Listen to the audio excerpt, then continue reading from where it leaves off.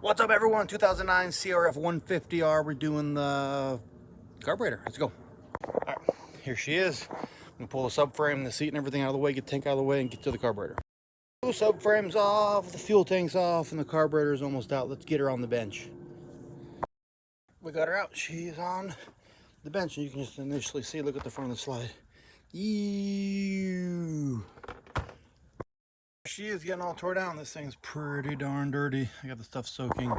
The float is actually stuck, so I soaked that for a little bit. Hopefully I can get it out. She is reassembled and ready to go back in the bike. Let's go.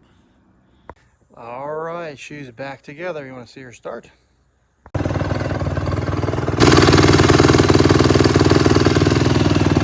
All right, another good day. Hope you guys are having a great day.